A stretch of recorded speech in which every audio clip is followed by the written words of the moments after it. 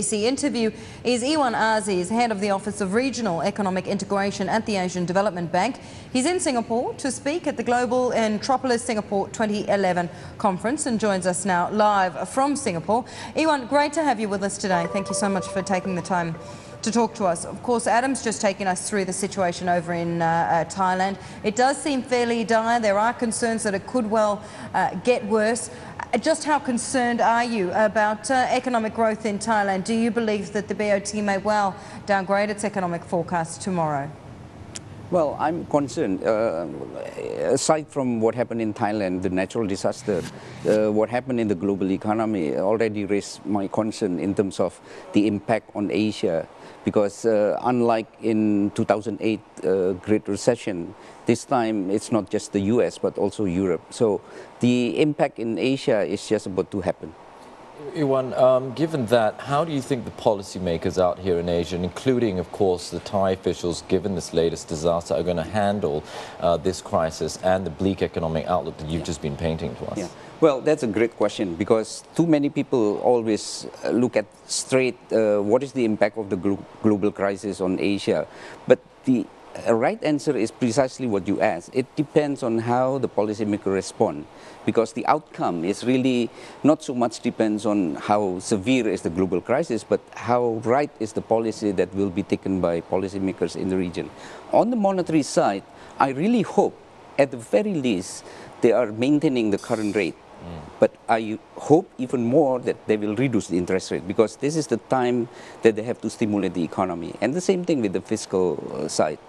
Yeah, well, that's my next question. Do you think that the governments will be inspired to take a little bit more action on the fiscal side, given the outlook that you are painting here? Well, of course, each countries are different, because some has more policy space, more fiscal space, others have less. So at the end of the day, it's really a combination of policies. I don't think we can pinpoint just one single monetary policy or one single fiscal policy. The point here is that the direction of the policy has definitely have to change from even just 7 months ago, when most of these countries are worried with the inflationary pressure of the commodity price increase.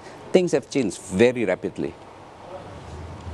You know, Iwan, it's really interesting when we look at the differences that we have in some of these Asian economies. And I noticed that in your latest report, you cut your 2011 and 2012 growth forecasts for developing Asia, largely on the back of the macro situation, i.e. the US and Europe.